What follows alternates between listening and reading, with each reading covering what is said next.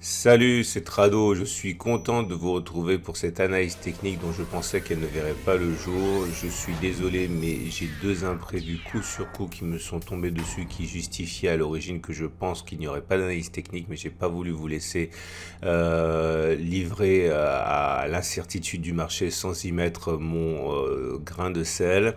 Et je vous fais une analyse technique extrêmement réduite, pas de backtest, pas d'action du jour, vraiment droit au but. Et il faut comprendre que la séance a été marquée par de l'indécision, en ce sens que les statistiques du chômage aux États-Unis ont montré une augmentation inattendue des inscriptions au chômage, et on s'y attendait pas encore une fois, c'est pour ça que c'était inattendu.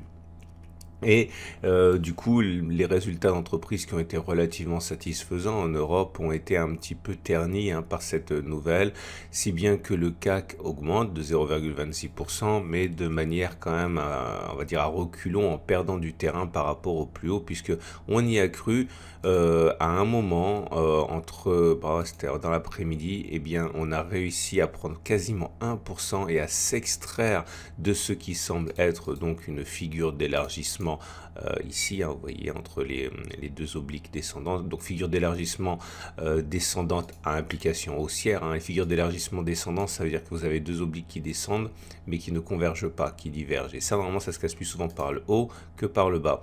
Mais il faut savoir également que une fois qu'on a dit ça, on ne sait pas à quel moment ça se fera, puisqu'on peut avoir des rotations comme ça pendant pas mal de temps avant que ce soit effectif. Ce qui est sûr, c'est que statistiquement, normalement, ça sort par le haut. Mais ça n'empêche pas du tout l'éventualité, j'ai bien dit éventualité, d'aller chercher le support mensuel à un moment avant de le faire. Ça, vous l'aurez compris.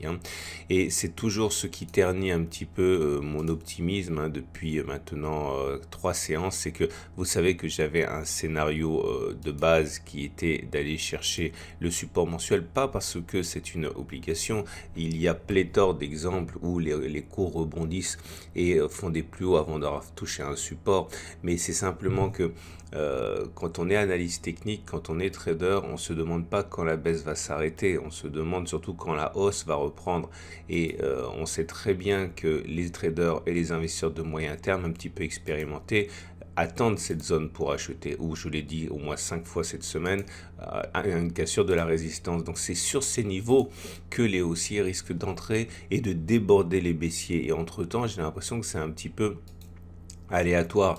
Donc il est certain que sortir de la figure d'élargissement serait un excellent signe, et notamment permettrait de rallier le fameux objectif du niveau 4 ici donné par la vague de Wolf 1, 2, 3, 4, 5. Pour faire simple, vous savez, elle a été activée. Je l'aime pas, j'aime moins les vagues de Wolf qui sont activées sans que l'on ait clôturé en dessous de la zone 1,3 puis réintégrée. Mais elle est complètement valable celle-là, parce que vous voyez, on l'a touchée, la ligne 1,3,5. Je l'aime moins, mais elle est valable. Donc ça veut dire encore une fois un potentiel de hausse théorique qui aurait été encore de 0,7% par rapport au plus haut de la séance.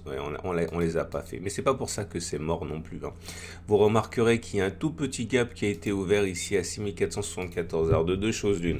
S'il s'agit d'un gap de continuation, la technique elle est simple, statistiquement on prend la distance parcourue entre les plus bas et le gap et on reporte ça par-delà le gap. Statistiquement ça nous donnerait donc un objectif qui serait d'aller toucher la résistance journalière. Ça tomberait bien en fait, c'est tout à fait envisageable. Maintenant il faut savoir que on n'est pas notre coup d'essai. On a déjà eu un gap ici. Il a été rebouché très vite. On a eu un gap là. Il a été rebouché en 2 séances également. Et vous savez que ce sont des gaps de continuation. Donc, et les gaps de continuation annoncent, si vous êtes des habitués de mon format, vous le savez, souvent la formation d'une zone de congestion. Donc, je ne vois pas pourquoi ce gap resterait ouvert. Je pense même qu'il sera comblé très très rapidement dans l'esprit des gaps de continuation. Donc, de fil en aiguille, je pense que cet objectif-là, qui est d'aller chercher un comblement de la résistance, enfin un ralliement de la résistance et a priori pour moi mort dans la fin. Bon, enfin, on verra, c'est simplement de la prospective, hein.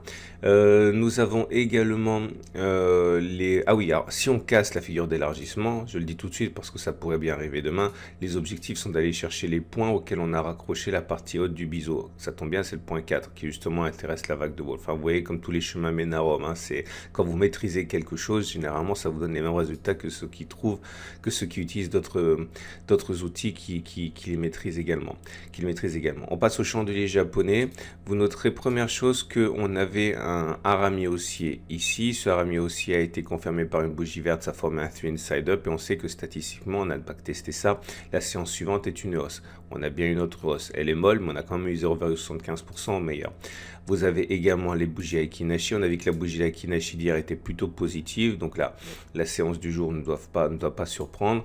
Mais attention parce que la bougie qui se dessine aujourd'hui est hautement positive, hein, puisque vous voyez que contrairement à la bougie précédente qui était plutôt courte avec une mèche plutôt haute, plutôt longue, là où nous avons l'inverse, un corps plutôt long avec une mèche plutôt courte. C'est bon ça, hein, ça c'est plutôt un signal de rebond. Alors si on regarde maintenant le 3 line break, donc clairement ça voudrait dire à un moment qu'on est bien disposé pour la suite. Si on regarde le 3 line break, on n'a pas encore réussi à s'extirper au-delà des 3 bougies précédentes, donc naturellement on n'a pas de nouveau bloc vert, ça reste baissier. Ok, bon, vous voyez, il y a plein de choses comme ça qui m'inspirent énormément de prudence. C'est pas que je sois psychorigide par rapport à ça, mais j'aime bien que les choses se fassent de manière classique et un retour sur le support me ravirait.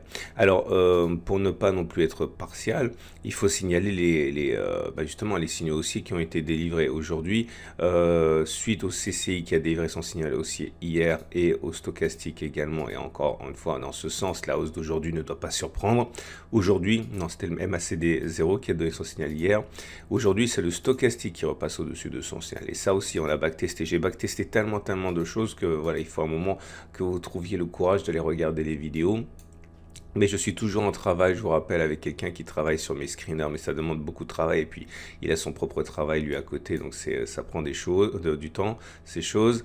Et on va terminer donc avec l'Ishimoku qui est pour moi quand même, pardon, les moyennes mobiles. La moyenne mobile à 20 jours, alors c'est pas mal, mais peut mieux faire puisqu'on l'a touché.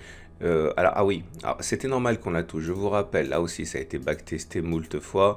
Je vous ai expliqué qu'on avait backtesté, que lorsqu'on on réintègre les bandes de Bollinger, normalement l'objectif est d'aller chercher la M7. Malheureusement on n'a pas pu en profiter parce qu'on allait directement chercher la M7. Par contre j'avais dit hier dans la vidéo que lorsqu'on réintègre la M7 et que l'on passe au-dessus de la M7, les statistiques sont qu'on a touché la M20.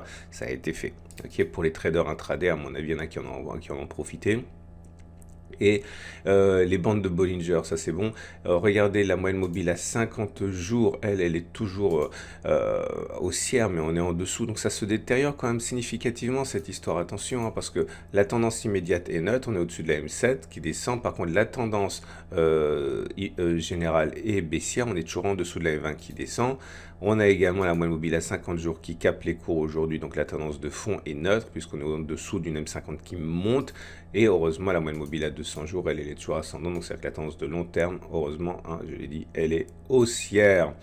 Ce qui nous amène pour terminer à l'Ishimoku. Et vous savez à quel point je le suis de près à cause du twist que j'envisage apparaître. Alors c'est vrai que j'avais dit il y a 3 jours que normalement on devrait avoir un twist. Pour l'instant il n'est pas là le twist. Donc pour l'instant encore on ne peut pas établir et mettre en place la stratégie dont j'ai parlé par rapport à la distance au-dessus du twist. Moi j'y reviendrai plus tard lorsque ça apparaîtra. Et pas de twist encore aujourd'hui. Par contre, vous notez que les cours sont dans le nuage. Donc la tendance de fond elle est neutre. On est avec des Kijun et une Tenkan qui ne sont pas orientées vraiment. Si elles sont orientées à la baisse, mais on est au-dessus. Donc on va dire que la tendance immédiate et la tendance de fond, la tendance immédiate donnée par la Tenkan et la tendance générale pour moi donnée par la Kijun sont plutôt, on va dire, neutres. Et la tendance de fond étant neutre, bref, l'Ishimoku ne donne plus aucune indication de tendance, si ce n'est que, attention, pari très tranché, on n'a pas, je le répète, pas de tendance. Et on va donc terminer, je pense qu'on a été complet avec les trades du jour. Alors, Encore une fois, et je le répète parce qu'il y a toujours des petits nouveaux qui arrivent, il faut vraiment distinguer le travail de l'analyse technique et, et le travail du trader. En analyse technique, on doit savoir où vont les cours. Ok, moi, on me paye pour ça, donc il faut vraiment que j'ai raison plus souvent que j'ai tort. Donc là, clairement, est-ce qu'on va?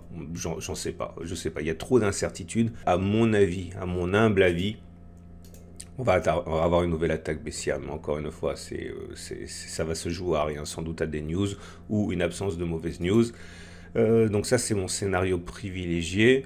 Maintenant, en tant que trader, je l'ai dit et je le répète, on n'est pas payé pour savoir ce qui va se passer. On est payé pour savoir les supports, les résistances, des setups, des trucs qui fonctionnent plus souvent qui réussissent ou qui échouent plus souvent qu'ils réussissent, mais qui rapportent beaucoup plus quand ils réussissent que quand ils échouent, je l'ai déjà dit 1000 fois. Donc, je ne lâche rien, je n'interviens pas maintenant, enfin, je n'interviens pas maintenant dans le format que je vous propose, qui est un format quand même pédagogique. J'interviendrai ici, j'interviendrai là, et pour l'instant, je trade autre chose, ou alors je fais les choses que je dois faire actuellement, et encore une fois, désolé pour l'absence de backtest et d'action du jour. J'espère que ça vous a quand même éclairé un petit peu. Je voudrais vous dire, je ne devrais pas le dire parce que comme d'habitude je dis, enfin ça me prend du temps, mais je suis en train j'ai sorti ma casquette de formateur, je retravaille après 2 ans d'interruption sur un nouvel atelier. Ok, j'espère qu'il verra le jour en 2021.